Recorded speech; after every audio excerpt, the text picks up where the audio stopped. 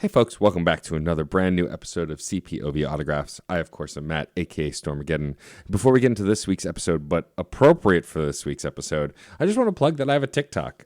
It's DJ underscore Stormageddon, like everything else. I mostly remember to post once a week. It's clips from my Twitch streams, it's stupid jokes. I sometimes ask questions and chat with folks out there, ask about nerdy things. I think it's a good time if you want to go check it out. Again, it's DJ underscore Stormageddon. And the reason I'm mentioning my TikTok is because my guest is the Panda Redd. As we get into just goes by Panda Redd, the to make it more official, which I love that we get into the nuance of his name later in the episode. But he is an incredible TikToker. He does sketches. He's a big comic book nerd and someone I've been a fan of for quite some time. His sketches always make me laugh. He has been a delight to follow on that platform, and I really wanted to chat with him about what it's like to create on TikTok and where his origins of his love of comics come from, because I've always been fascinated about how folks get into what they are creating on that platform. So I don't want to talk too much about this episode because I want y'all to hear it. Panda Redd was incredibly generous with his time, and we had a delightful and fun conversation. So without further ado, here is my conversation with Panda Redd.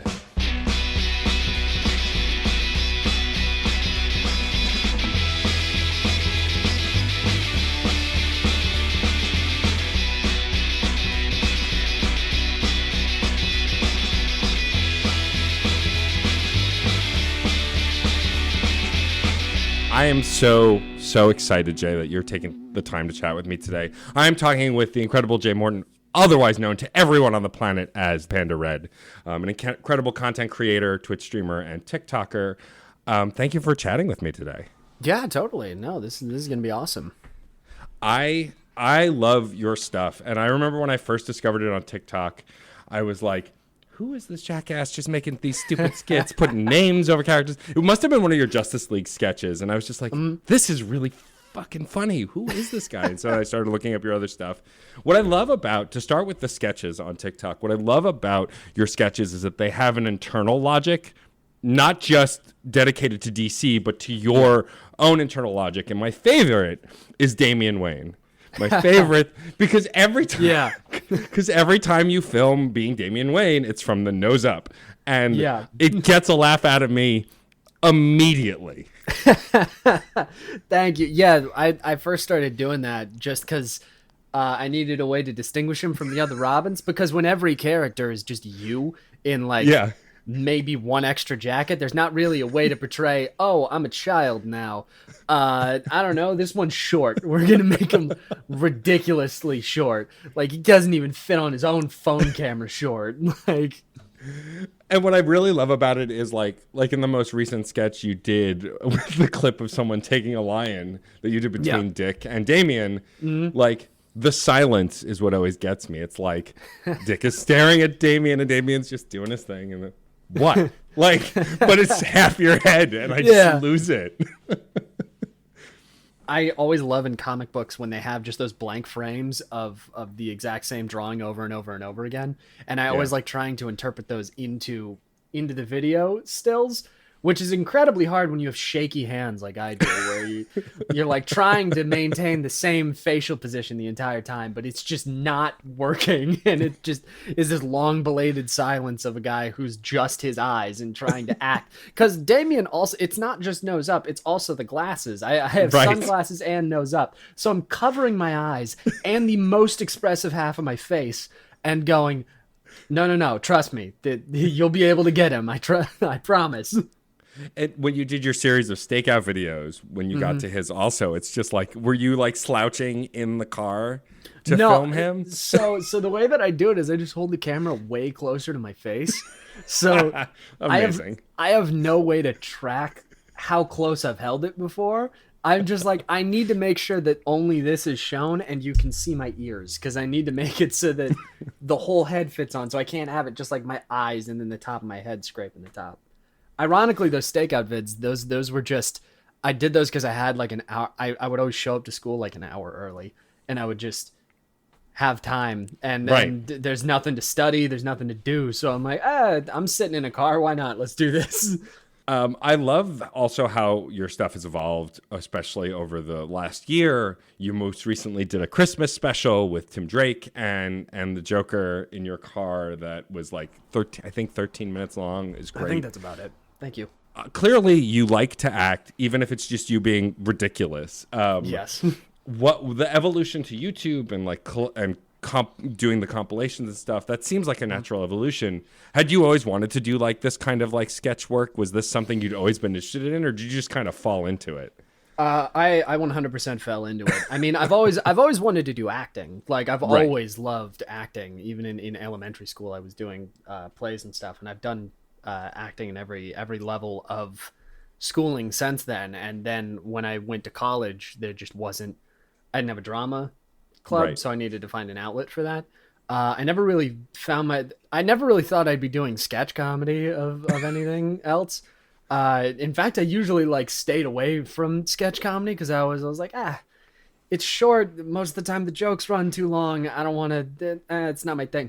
And then I just ended up stumbling ass backwards into it. And now it's just kind of what I'm known for. So it was never the goal, but I'm more than happy to be doing it. That's also why I like doing the more dramatic stuff too, is to show that this isn't the only thing that I do that I like doing. And that's not the only thing that I like acting as well.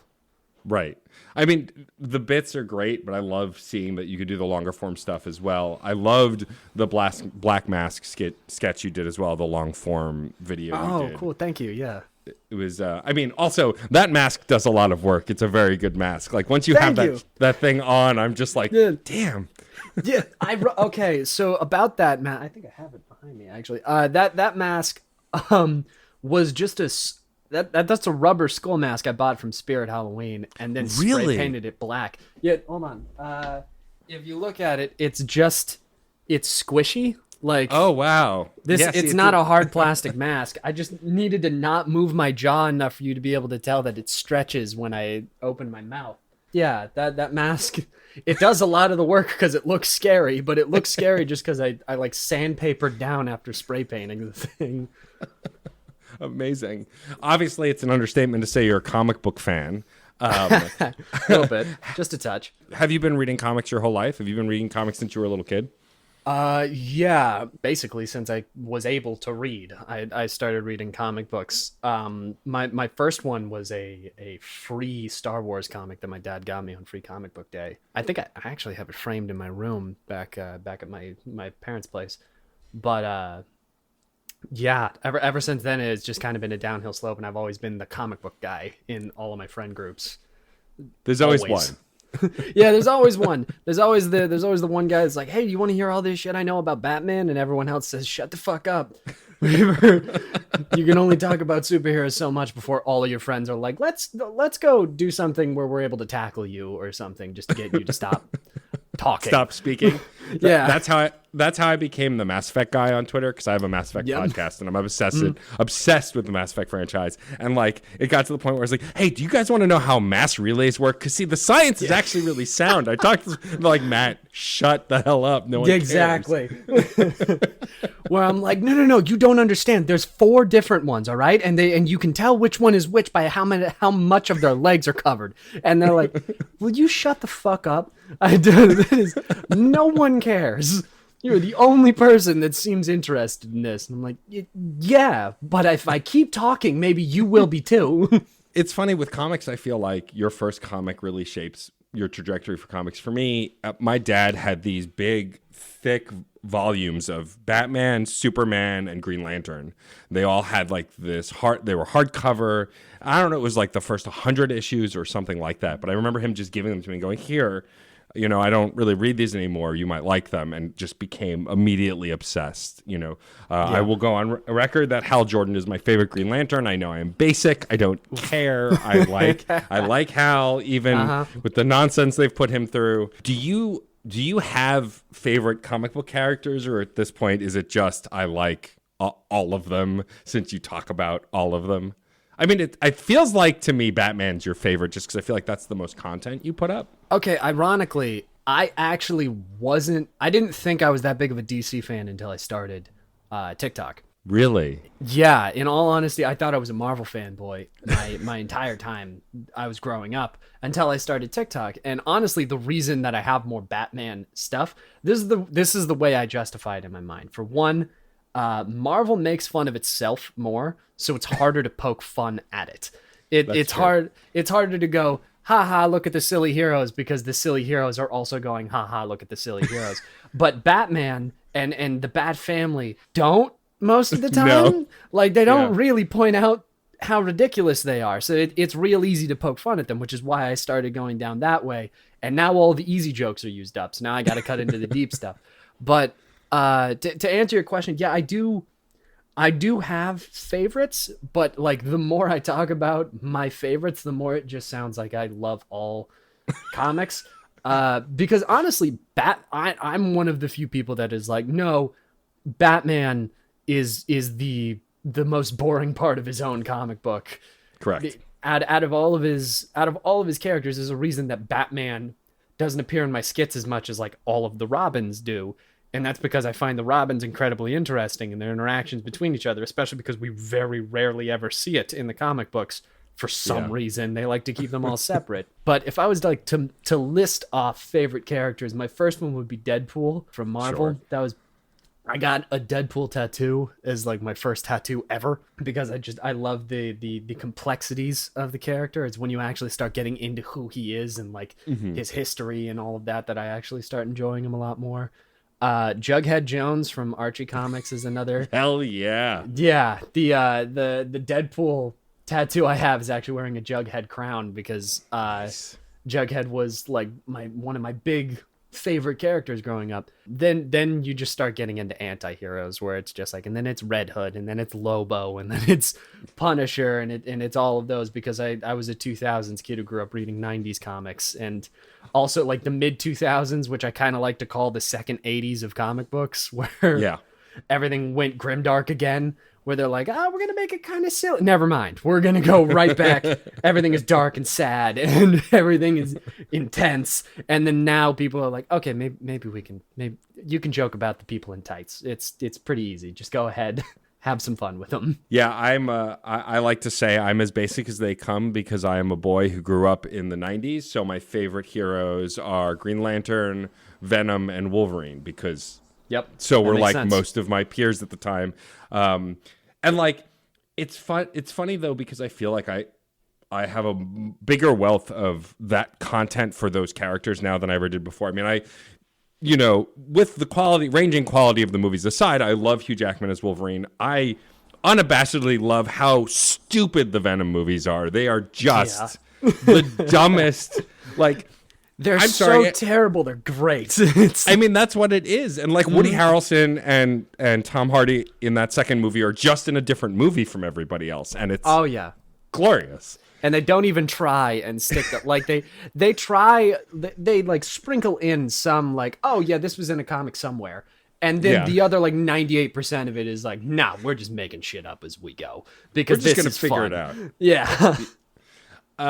But I'm curious about your thoughts, since you are such a comic book guy, about the MCU and about the comic book adaptations. I mean, we've had such a huge range now, from manga to, just regular graphic novels, comic books, and it's not just superhero stuff now being adapted. Do you like the adaptations? Is it case by case? Like, how do you feel about seeing these books on screen now, or in video games even? So I have kind of mixed feelings about it, because for one, I love that more people are getting into comics, because that is the one thing is unothering the nerd. I like being able to call myself a nerd, and I've always called myself a nerd, but like, it's nice to actually be able to have that be more of a common thing, where people are like, these are my favorite superheroes, and actually be involved in pop culture. That's awesome.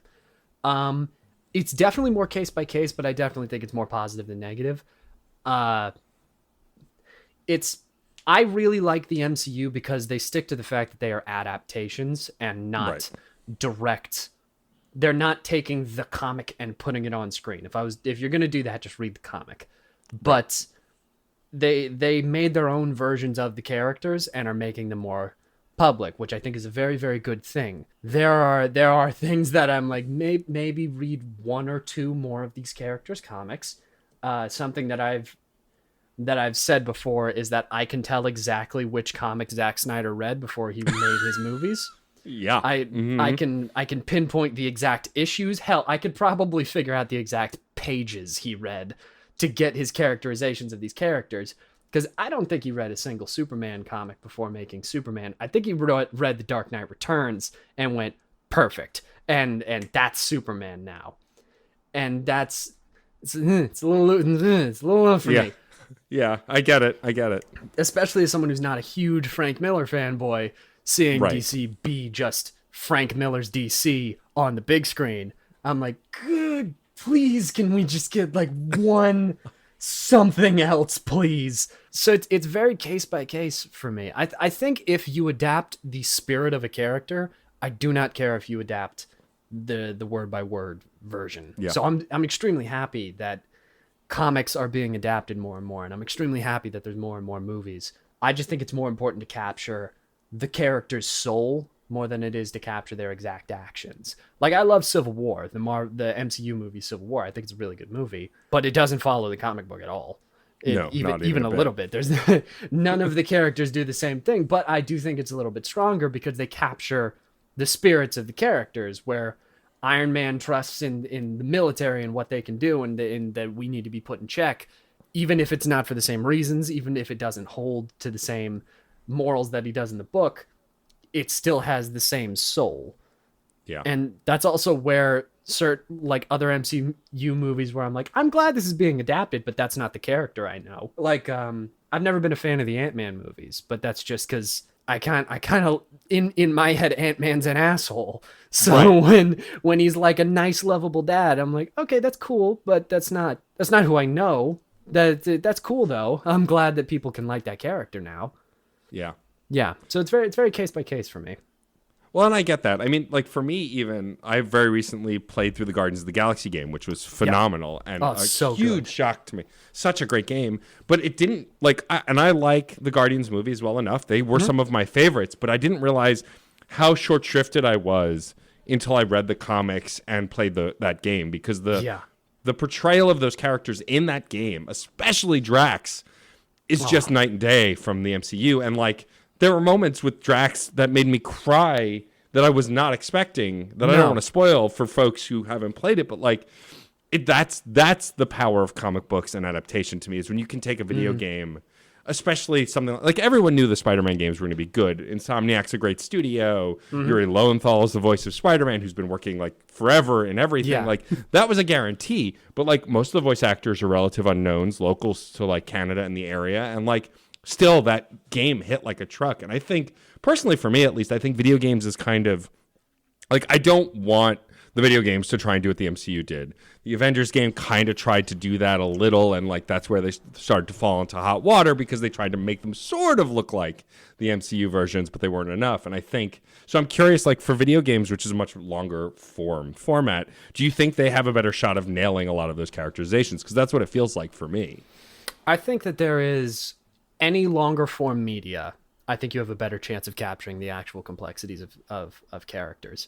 I think that video games are very good in terms of the amount of time that you can dedicate to a character and their characterizations and their complexities, especially because that's the one thing that is the hardest to capture with a lot of comic book characters, is because for every version of them, there is a completely contradicting version. For every Frank Miller's Batman, there's Adam West. So you have to be able to capture the entire breadth of that character, and take like the Guardians game, for instance. There's each of the costumes that you get. The description is written in the way that the character would describe that costume, and even like I it's not really a spoiler, but at one point you can get the original Star-Lord, like his first appearance ever costume. Yeah. And there's written description of it from his perspective. And I think that is something that you can only really get in games or a TV show, where you can get that complexity of being able to have the character explain themselves in a way that only somebody who's been reading comics for an excessive amount of time can get it. Because you simply cannot get that entire complexity of a character in an 1.5-hour movie, or even like a 3-hour movie. Like, even if you dedicated 3 hours of just Batman in a therapy session, you would not be able to capture every single aspect of his mind, what's going on. That's one of the reasons I love Red Hood so much, is that there's so much complexity to his character that you cannot simply adapt him in a movie and go, good enough. There's aspects of him that you need to actually be able to dig into and be able to uncover with time that you wouldn't be able to get in a movie. I think that games have a really solid approach to it. My personal favorite way that they adapt superheroes is in TV shows, because it's a very similar visual form to what comics are in a written form. I think that miniseries are a great way to go if you want to adapt graphic novels, but if you just want to adapt a character, I think the TV shows are the way to go, in the way of like, because if you think about comic books, they're inherently written to be never ending. They need to continuously go. You can have storylines, you can have story arcs, but the character needs to continue, whether it's a legacy version of them, whether it's still them. The story in the world needs to continue on forever, and TV shows are manufactured in a very similar way. I think that Marvel Netflix had a good was on the right path of how to adapt comic book characters correctly, because there's going to be lulls and dips in terms of even comic book storylines, but the characters continue on for as long as possible. I think that the idea behind networks like the CW making DC universes is good. That is inherently kind of how comics work, where everybody has their own stories going along, and then every now and then there's a big event that everybody gets ripped out of their storyline for like 3 issues, and now they're in the event, and then they jump back into their story afterwards.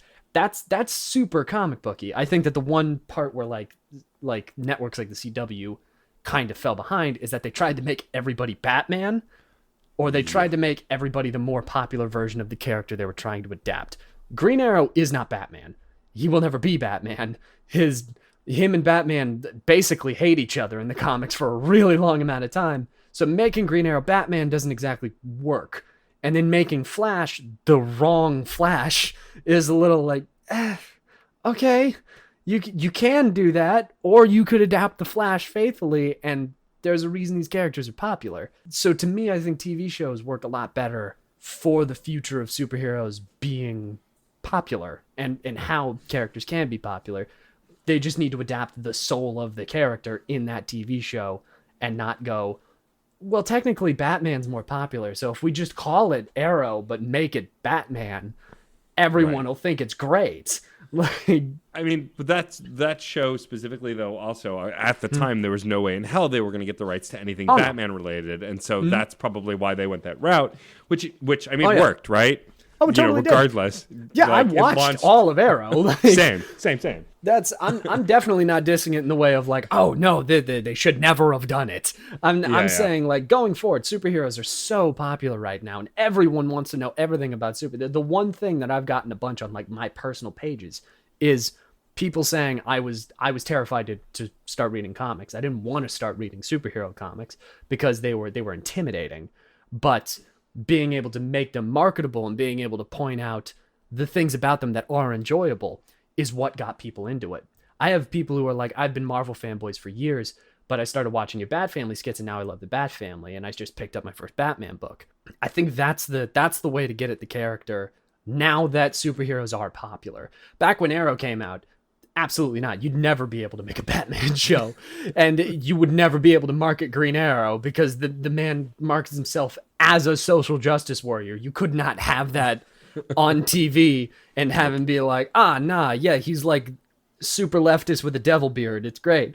Like, you would never be able to market that back then. But now that heroes are popular enough, I think you could. I think you could get into those characters and actually have like Oliver Queen, who's, he means well, but he's also kind of an asshole, instead of just like, he's Batman, but with a bow. And Nick's the green. He's just Arrow. I mean, that was always my biggest problem with some of the live action shows and things like that. It's also the wanting to make stuff grittier. I get it to a point. Like some of the stuff is good when it's really serious. Like Logan is a phenomenal movie. But that said, also Wolverine spent a lot of time wearing brown and orange and then yellow spandex and like fought the Hulk and like did all this other stupid shit. And like I think that's why I like the Venom movies, is because they gave the symbiote a personality and they made it stupid and ridiculous. Like the Adam West Batman movie where he's running down the dock with a bomb is comic Some days books. you just can't get rid of a bomb. That's an extremely comic booky thing. I love when movies aren't afraid to admit that they're a comic book movie. That's why I get terrified when I hear directors go like, it's not a comic book movie, it's just an action movie. Shut up. It's a superhero. Come on. I get more nervous for the Batman movie every day I read an article about the Batman movie, specifically for things like that. When Joker was coming out and they're like, oh, it's not going to be a comic book movie, it's going to be a drama. I'm like, okay, but it's about a killer clown, right? In Gotham, right? Like that's a comic book movie. Like it's just another adaptation. You're not going to call an adaptation not an adaptation just because you think that it's silly, because even if it is, revel in that. Yeah, comics are silly. They're fun. That's why they're popular. Like, have fun with it. Be free with it. That's where things like I love the Daredevil show. I love it. I love it to pieces. Because they're able to take the gritty aspects of it and still have the humor of Matt Murdock come through. Where like someone's shot and they're like, it's not as easy as it looks in the movies, and Matt's able to respond like, I don't go to very many movies.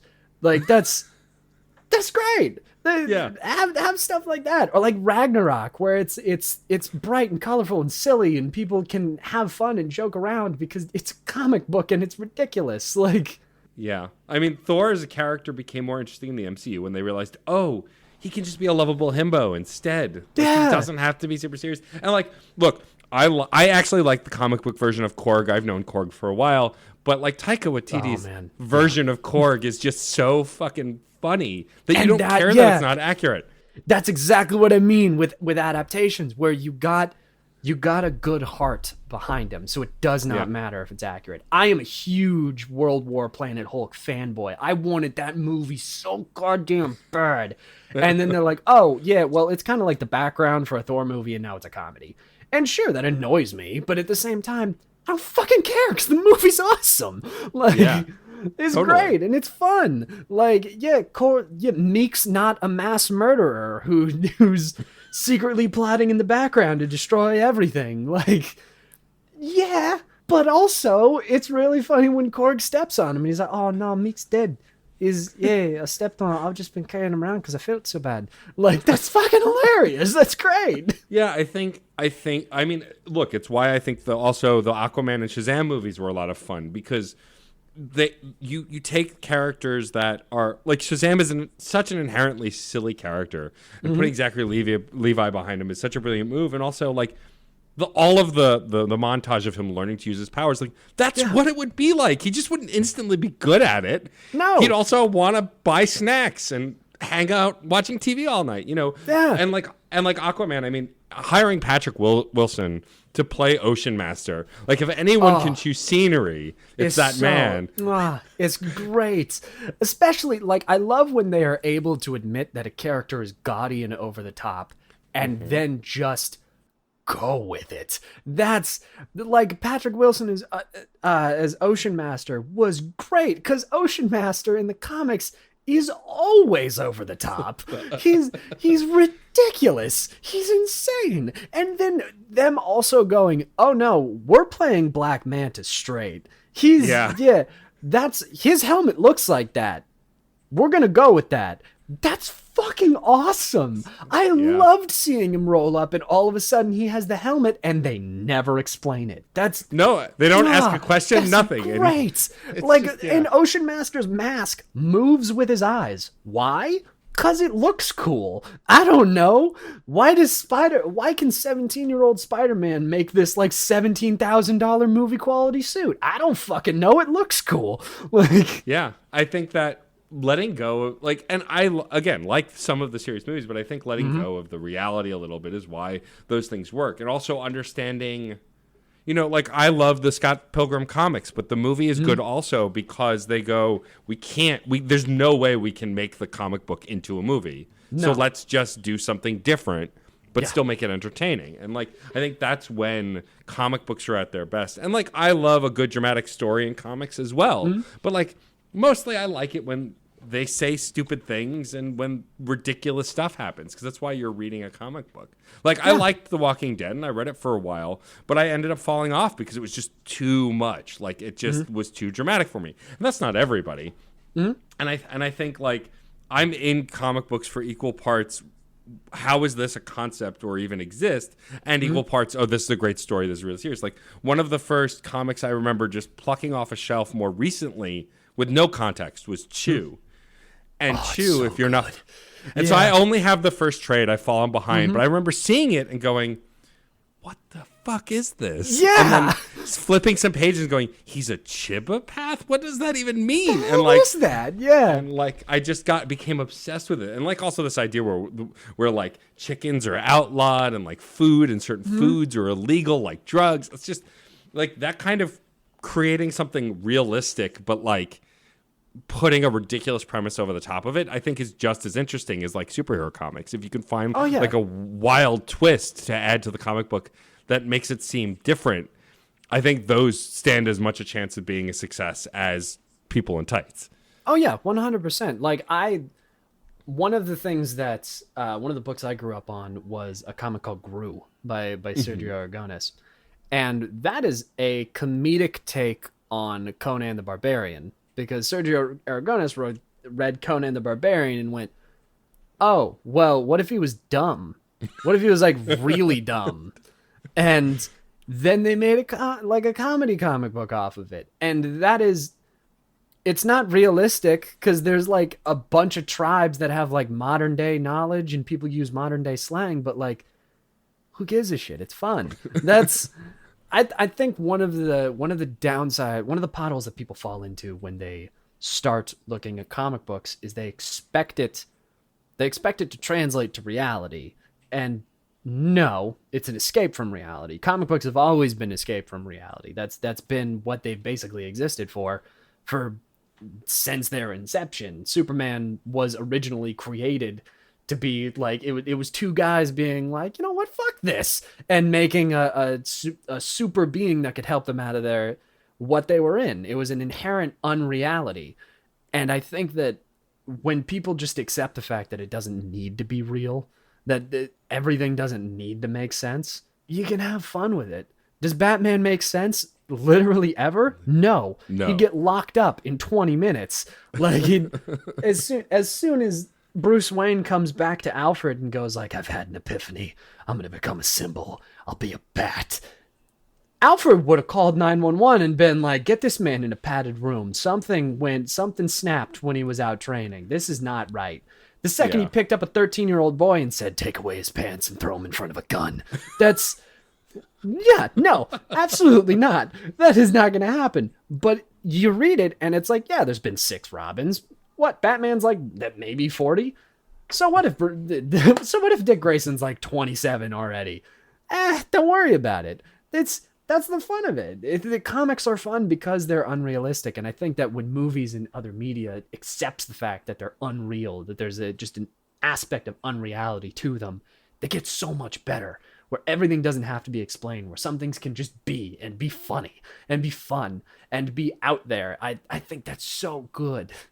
Yeah, I agree. And I think they can be equal parts dramatic and funny. I mean, the reason Young Justice was such a success is, like, you have a story where people are learning their place in the world, trying to exist, try to be heroes, and then you have Robin asking why people are never whelmed. Yeah. Like, in the same story arc. And like that kind of diversity in the storytelling, I think, is what makes the most successful stuff successful. Oh, absolutely. My favorite episode of Young Justice ever is the one immediately after the mental training sequence where it all goes wrong, where they're having therapy with Black Canary, because they're allowed to be funny. There's funny moments in that episode, where they're allowed to kind of joke around. Like Kid Flash is sitting upside down and just casually throwing popcorn into his mouth at super speed because he can see it, and he's joking around and like flirting with Black Canary.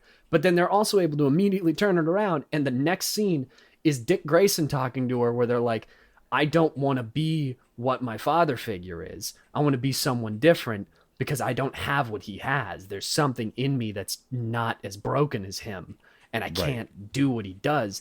That's so good. You were able to, that the ability to transfer from being, forgive the pun, but comical, and then immediately go into something more dramatic is that's impressive. That's what shows that you can handle this shit properly. That's also shows like Doom Patrol do that so well, where they can transfer from something funny and ridiculous, or even still be in something funny and ridiculous, and then transfer into something dramatic. That's what shows that these icons, that these characters can be used for more than just one story or the other.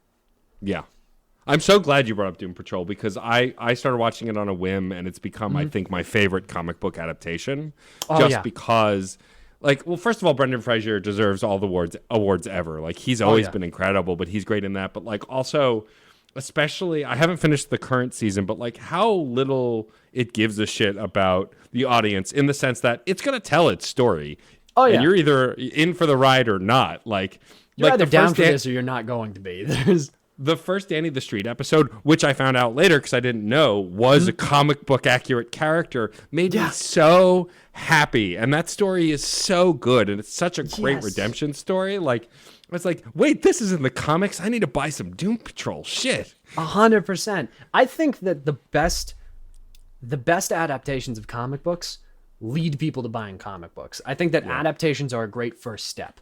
I think that, because I'm not going to sit here and act like I have 30 comics in my pull box that I'm going to get every day. I'm not always up to date, and I'm not always reading this stuff, but I still consider myself an extreme fan of comic books. And it's because I enjoy all of the media, and it's the movies and the games and all of it that drives me to want to explore more characters. I didn't know who the Guardians were until the movies showed up. Yeah, of course. And then the movies arrived, and then I went and read the Guardians of the Galaxy, and now I think they're great. And that's the inherent awesomeness that comes with adaptations and stuff like that. Like Shang-Chi. I knew very, very little about Shang-Chi. I knew that, like, some of his early books were kind of racist, but that's because he was written in the 60s. So, of course, that was about all I knew. And then I watched the movie, and then I turned around and did a bunch of research on the character, and now I love him. Now I think he's great. Yeah. And I think that's the coolest part about all of these adaptations is they introduce people to things that they didn't know that they would like, and they turn them around and make them go back and enjoy them even more. Yeah. I mean, that's been my favorite thing about other adaptations outside of even comic books. Like, so I'm watching Witcher Season 2 with my spouse, and I love the games. Yeah. And, like, I mean, my crush on Henry Cavill aside, like everybody else on the planet. Everybody, like, congratulations, you have eyes. Yeah, exactly. But, like, I watched the first season by myself because, like, it's a slow start, and my spouse was like, oh, I'm not really into it. But then I had her sitting down and actually watch it. Like, when season 2 came out, she's like, can we watch it? I want to watch it. And then she starts asking me questions. Is this in the game? What's this area? Like, asking me about the world, which I love. And, like, the thing that drives me crazy, though, is, like, a lot of folks online go, oh, well, it's based on the book, so the games don't matter. It's like, but it's all exposure to the characters. Yeah. Oh, 100%. It's the same way that, like, yes, Star Wars has had ups and downs over the years, but, like, when they announced Book of Boba Fett, I've been a Boba Fett fan since I was 4 years old. I have a dozen action figures, and I don't care what the quality of that show is, though I happen to really like it. Yeah. I'm going to enjoy it because it's Boba Fett. Because I'm a nerd, and I love this shit. It's just one of those things, and, like, the extended universe is important to people, and I get why those books are important, but, like, I'm also happy to have this TV show that I can watch, and it meets me where I live, and I can enjoy. And I think the gatekeeping in the nerd community is the thing that's been most frustrating for me, and I'm sure you see it in comic books too. It's just like 100%. Anyone can read, anyone, and, like, we need more diverse characters. No, it's not an agenda. Yes, more people should be represented, and while I'm hopeful because I've seen a lot of growth in the industry, it must be frustrating to see some of your peers, I guess, like just say head ass shit about comic books, TV, and movies because they feel entitled. Oh yeah, it's a fellow creator on TikTok, Moose _0. That's his ad. He has a really great character that he uses called the Gatekeeper Comics guy, where he basically just mocks people saying that stupid shit to gatekeep comic books like they weren't literally written for underdogs. Like that is, I think, one of the things that a lot of people forget when they read characters, because I'm going to relate it back to comic books because that's just what I know, is that stuff like comic books, Superman was written by two Jewish men in the 1930s.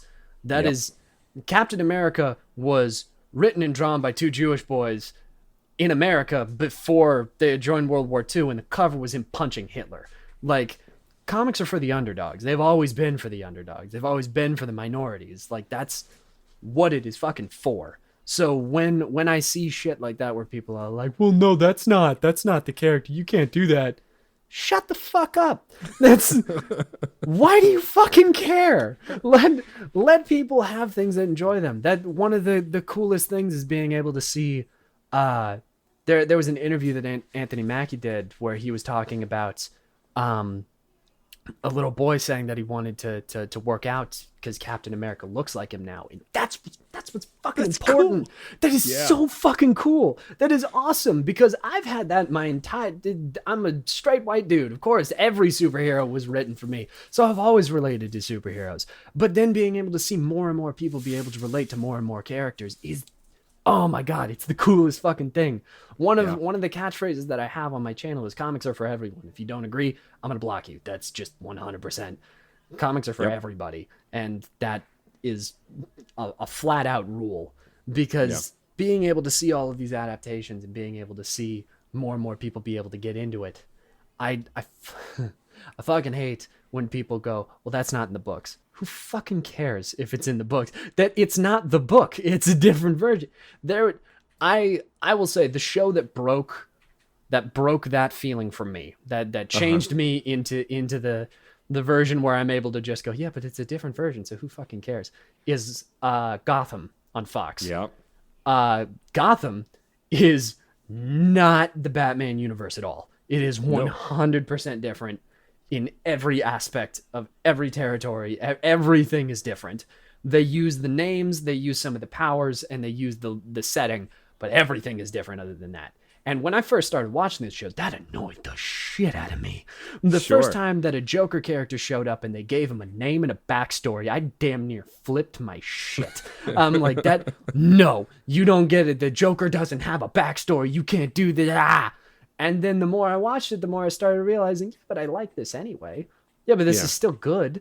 Yeah, but this is still enjoyable. Am I having fun? Yeah, then why do I fucking care?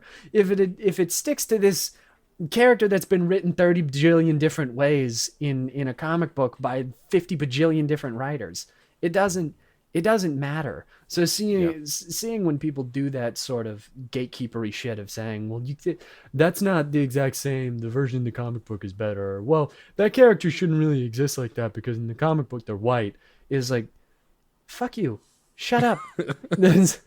I would just sit back and have some fucking fun for once.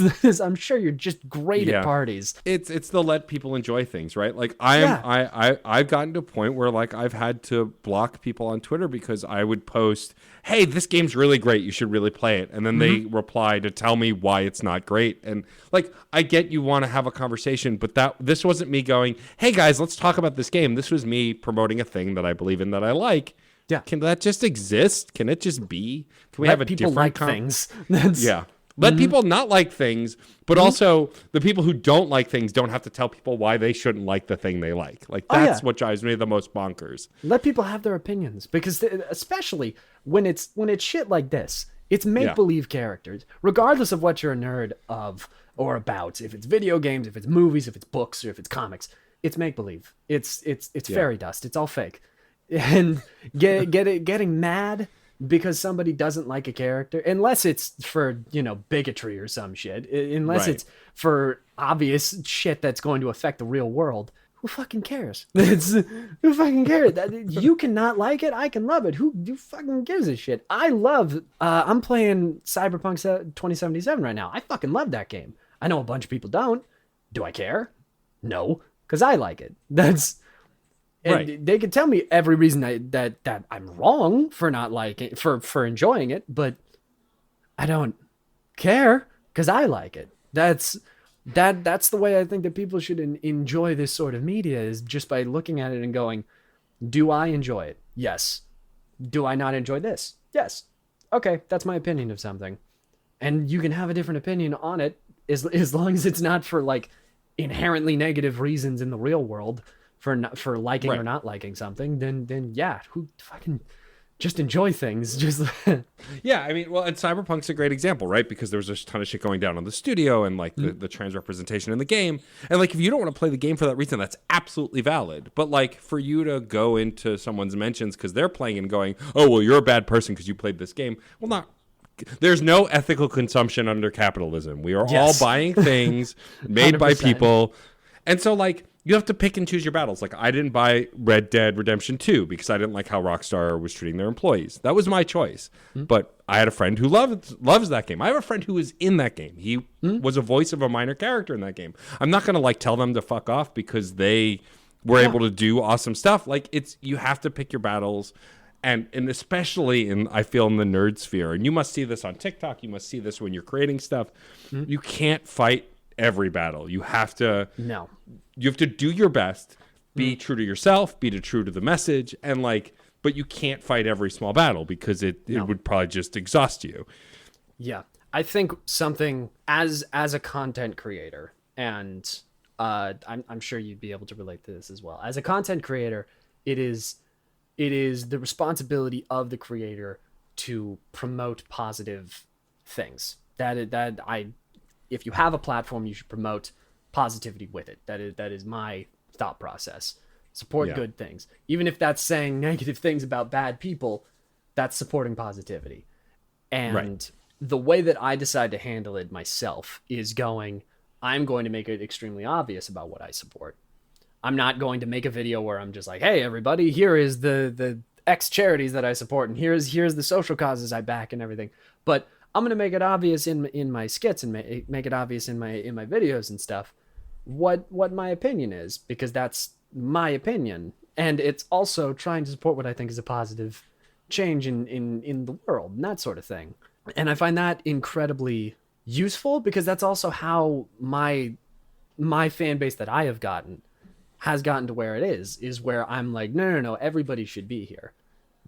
If you don't think that everybody should be here, then why?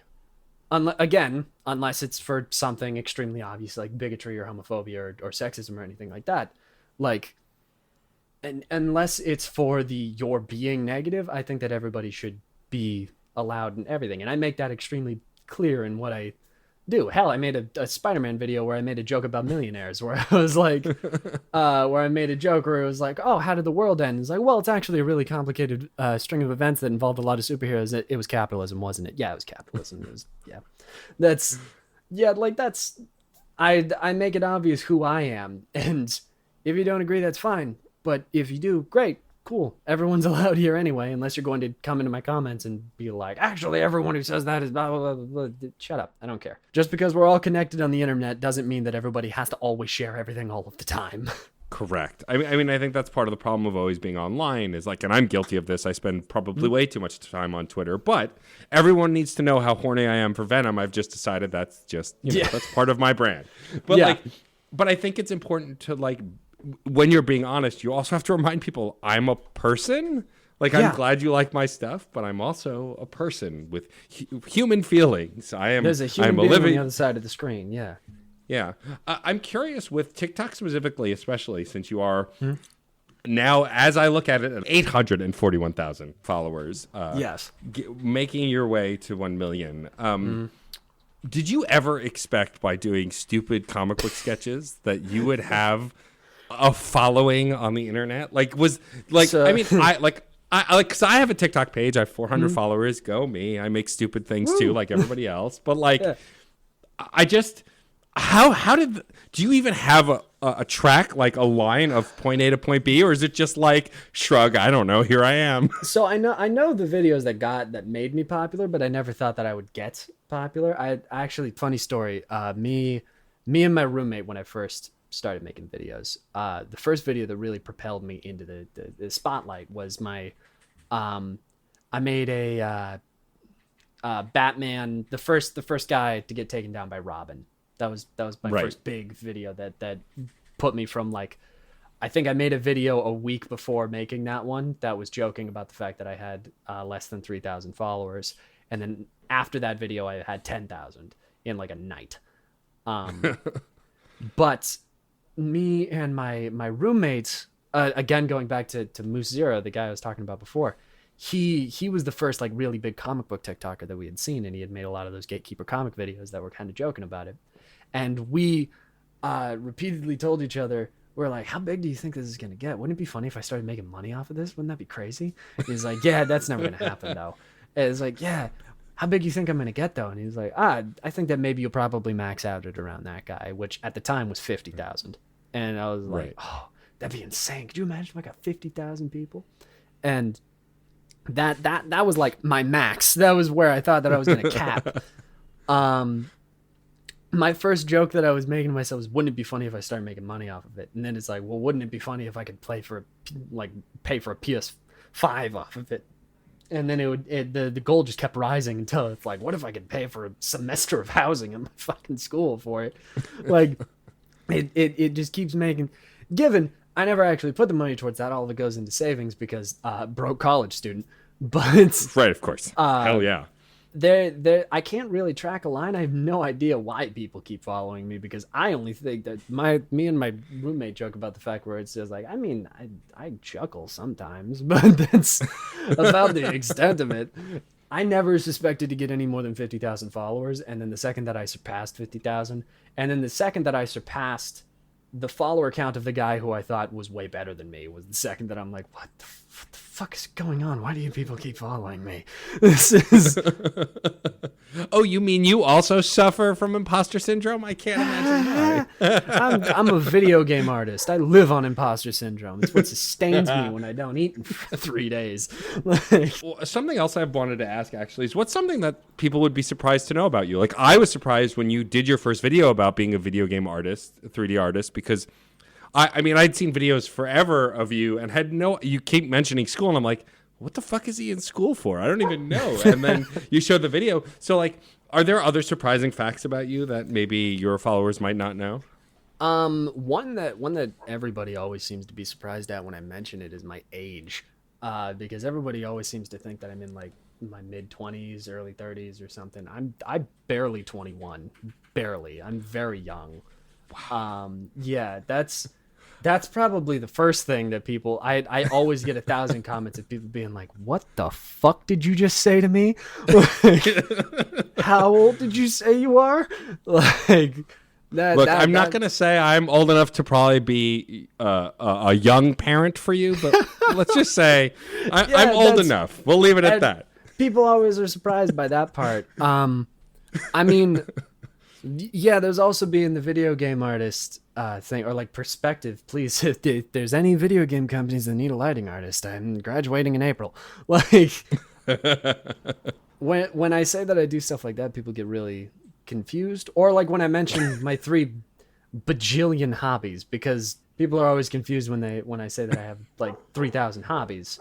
Because there's stuff where it's like, oh yeah, when I was in middle school, I was a wrestler, and I did that for a little while, and I've been in a couple of plays because I loved acting, and oh yeah, I also do bow shooting on the side, and I've done wood carving before and wood burning. I also know how to do tattoo art. I fully designed the tattoo on my forearm and everything. Amazing. So there's like, it's probably my hobbies, my age, and what I want to do for a living, where it's like, oh yeah, I go to a really exclusive video game school where I can learn how to make video games and hopefully get a job someday.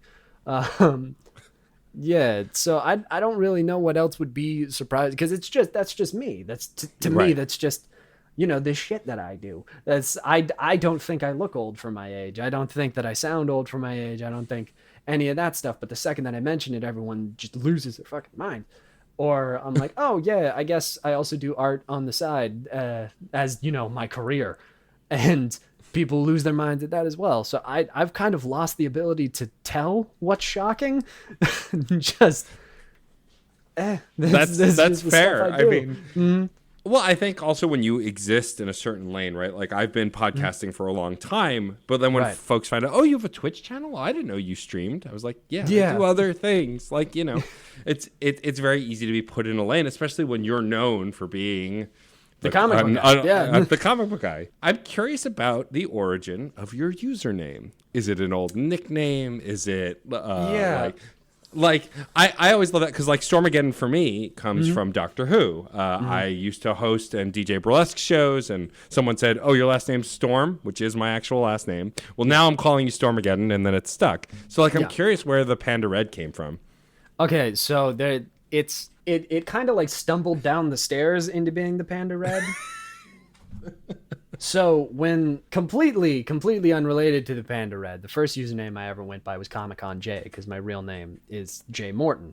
So Comic-Con J was kind of the I'm a big comic book fan, my name's Jay, then we're gonna go with that. But I read a comic book called Deadpool versus Deadpool, and I changed it to Pandapool 98 because New Mutants 98 is where Deadpool first showed up. There's a character in Deadpool versus Deadpool called Pandapool, and Pandapool showed up for one issue, was regarded as like the coolest motherfucker alive, and then died 2 pages later. Think like the guy in Spy Kids 3, where he shows up and he's like, I am the guy, and everyone loses their minds, and then he gets fucking eviscerated like 5 seconds after that. I think Pandapool shows up and they give him like, he has like a full page spread where he's like screaming and is like, he's the species that makes you extinct. Like they gave him like this cool intro and everything. And then 2 pages later, he's got like a cannonball sized hole in his chest and Deadpool's like screaming, no, over his body. And I thought that was fucking hilarious. So I made my name Pandapool. Well, I started going to school. And I started to get my name out there a little bit as being an artist, where I wanted to, you know, start showing off my my online persona and everything. And I was like, okay, maybe using a copyrighted name isn't the best idea. Not a great idea, yeah. Yeah, maybe you know, Disney's not exactly known for letting copyright stuff slide. So I'm gonna, maybe I should switch that up. At this point, pandas had become kind of just my favorite animal at this point. So I'm like, okay, I'm going to keep the panda part of that because that's in the name. My favorite color is red, but just saying red panda's already an animal and it's not the animal I'm talking about. So I'm going to add an extra D to the end of red just because why not? And then I'm going to make it Panda Redd instead of Red Panda, because if it's Red Panda, again, people are going to think I'm the other one. And so now it just goes to Panda Redd is the name. And I just added the "the" to the beginning of it because I wanted it to sound official when I started putting it on stuff. Kind of like when it's like official Henry Cavill or something. I was like, no. I want it to be the Panda Redd. Especially because a couple of years before that, me and my family had a comic shop that we just called The Comic Shop. So I'm like, no, if you add a "the" to the beginning of it, it makes you sound important and official. So I'm gonna be the Panda Redd. And now it's funny because then people say the whole thing, and I'm like, no, the name is Panda Redd. Just it's Panda Redd, and then the is just there to, you know, say that I'm the it's me. Like, you're the one, the Panda Redd. Amazing, I love that. I've been asking this question a lot because we are still in a global pandemic. Wear a mask, get vaccinated, please. Please, God, please. Heroes get vaccinated. But I've started asking this question because the pandemic's been hard for everybody for a whole host of reasons. But I've always wanted to know from folks where the silver linings are, right? We always try and find the good and the bad. We always try to do our best. So over the course of this now over 2-year-long pandemic that continues to never end, is get there vaccinated, something, please? please, for the love of God, is there something like a standout moment during this time when we've had to shelter indoors and when we've had to kind of hunker down, something good that's come out of it or something good that's happened because you were home more or because you were focusing on yourself more or because you just weren't going the fuck outside? So me personally, I would not have a following if it wasn't for the pandemic. I wouldn't exist. if it wasn't for the pandemic. Not only because I don't think anybody would have given a shit. I don't think anybody would have watched my videos if they weren't literally stuck inside and had to. But also because I wouldn't have even started making the content that I did if it wasn't. Because the reason I started making the content that I did is because I was in the hardest semester I had ever had. I was overloaded with classes. I was overloaded with work. I was stressed. I could barely sleep. I could barely think. And I was stuck around the same 4 people the entire time because I was in student housing. So I had to be around the same people, never leave, stay inside, keep working.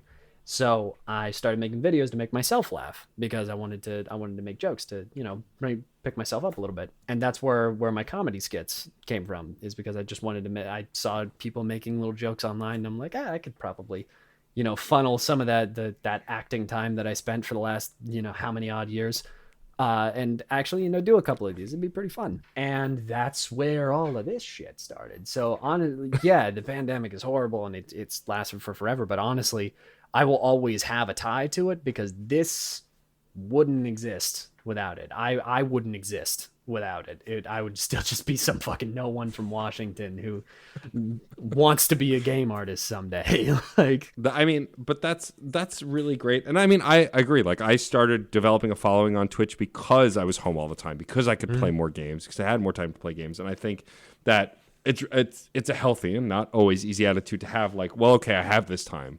What the hell do I do with it? How do I do something new? How do I make a difference? How do I make a change? And like, I have to say, as someone who has gone through hell and back during the pandemic, I lost my home in a fire. I have, lost, changed jobs, all this other stuff. Like, I'm being over dramatic. The apartment got ruined. I'll get to go back. We own it. It's been almost a year and a half. And shit. Go back eventually. Right. Like, being displaced from your home sucks. It's not a thing I would put on anyone's to-do list. No. But like, I have to say, as a fan of your work, that your videos have gotten me through some really hard times. Your comedy, your honesty, and like, I will also say the fact that you're almost half my age is like, well, fuck, what the hell am I doing with my life? But like, I really do appreciate what you do and know that. Thank you. And I know like so many folks do. I think that good comedy is so hard to come by, especially because it's always so easy to punch down at people, and you don't. You punch up. You punch up at comic book characters. You punch up at other people. You punch up like you don't just punch down and take the low hanging fruit. And I appreciate that from someone who likes to laugh. So thank you for all of that. Before we wrap up, I would love to know what the future of Panda Redd looks like. Do you have any big ideas, things you've never been able to do that you want to do, characters that you've always wanted to play that you haven't played yet, things like that? I will use any excuse that I can to. I am trying to get enough fans on my side to get someone in a position of power to get me an audition to play Jason Todd, because I desperately want to play the character in some capacity. I know in June I'm going to be going to NocoCon in New York. And honestly, if more people could, invite me out to Comic-Cons, that'd be great. If you pay for my plane ticket in a hotel, I'm absolutely down for all of that. I love doing that stuff. And honestly, I like doing what I do. So it's a lot of, I see where the wind takes me. I do what fans want me to do most of the time, because a lot of the stuff that I do is usually just because I've had someone ask me for it. Like, I didn't have a Discord and somebody asked, hey, is there like a Discord channel that all of your fans can get on? I'm like, oh shit. There is now. And made that where like someone's like, oh, hey, I want to be able to support you, but I don't want to buy another thing of merch because I don't need 30,000 t-shirts. And I'm like, okay, I guess I'll make a Patreon and make stuff like that. So really it's just wherever the wind takes me, wherever the fans like my content, whatever they like me doing, I'll continue to do, just because I enjoy doing this. So as long as I can keep it moving, I definitely just want to keep going the way I can, unless I get cast as Jason Todd, and then it's just going to be promoting the fact that I'm playing Jason Todd. Look, you have a goal, and that's good. I'm glad. Yeah. Like, it's important. You should focus on that. No, that's that goal that's on the great. horizon I'm never going to reach, where I'm just like, someday You know, Look, you said you were never going to reach 50,000 followers, and you are well past that. very fair. It's a very good point. Well, Jay, thank you so much for taking your time to chat with me. I meant everything I said. I really do enjoy your stuff, and I really do hope the best for you, especially once you're out of college, because as that something in my far distant past that was a stress that I will never, ever want to experience again. So, but I wish you nothing but luck. I have one other thing I would love for you to do. Yes. Is two things, actually. One, for the two people who might not know who the hell you are, please tell folks where they can find you online and find your work online. Absolutely. So I'm mostly on TikTok at the Panda Redd, ThePandaRedd. And then you use that exact same username everywhere else. I'm on YouTube, I'm on Twitch, I'm on Twitter, I'm on Instagram. I think that's it. I don't think I'm on any other social medias yet. I'm pretty sure. Twitch, I'm on Twitch under the Panda Redd. Might have said that already, but basically no one else uses that username because who the fuck else would think of it? So if you can think of a social media profile, ThePandaRedd, and you'll find me there. Mostly on TikTok and YouTube though. Awesome. Go check out all of his stuff. It's hilarious. It's fun. Good-hearted. I didn't even get to talk about Regrettable Superhero of the Week, which is like some of the nonsense you've pulled out of that fucking book. How was this published? How is this real? They made this? I mean, some of the more questionable ones, like I'm not that surprised that some white guy thought of something, racially insensitive, but Oh yeah, totally. That's, that just happens. It was the 30s and comics needed to be sold. So let's, crank some shit out. Then you get characters like the Mad Hatter, where it's like, let's put a guy in a furry diaper and throw him against a gorilla in a human mask. It'll work out great. With no hat, even though he's called the Mad Hatter. Yeah, the Mad Hatter. Dude in a spandex outfit with no fucking hat, even though his hat is his logo and his name and everything about him. Comics are weird. I mean, that's the punchline, really, is the comics are just weird. The other thing I'll have you do is we have a saying on the show. It's born out of my now on indefinite hiatus music show. The phrase is, music is life and life is good. It's this idea that as long as you're creating, as long as you're making stuff, no matter how hard life gets, you can find joy in making things. So we will wrap up the show if you could just say that phrase, music is life and life is good. Absolutely. Thank you for having me on. Thank you for listening. Music is life and life is good. That's it for this episode of CPOV Autographs. Our theme music is by Michael Kill. Our logo was designed by Case Aiken and Joey Amons. If you liked the show, please rate and review wherever you get your podcasts. It's a great way to help us reach more listeners. Questions, comments, or guest recommendations? Email mr.nat.storm@gmail.com or hit us up on Twitter at CPOV Autographs. Thank you so much for listening. Hey. Oh, hey, Jeff. What's going on, guys? Oh, talking about Superman. Oh, cool. I could talk about Superman. I could talk some more about Superman. We know. I'll bet a few people would want to get in on this. I'm down. You know it. That sounds like fun. I'll do it. Cool, let's do it. We can call the show Men of Steel. And you can find it at certainpov.com. Or wherever you get your podcasts. Yay. CPOV. certainpov.com.